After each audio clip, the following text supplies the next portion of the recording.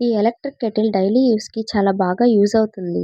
దీని డిజైన్ గురించి చెప్పాలంటే చాలా సింపుల్‌గా కాంపాక్ట్ సైజ్‌లో ఉంది. కిచెన్‌లో ఎక్కువ స్పేస్ తీసుకోదు. 1.5 లీటర్ కెపాసిటీ కాబట్టి ఇందులో tea, coffee, hot water, noodles, soups, egg boil ఇలాంటివి ఈజీగా ప్రిపేర్ చేయొచ్చు.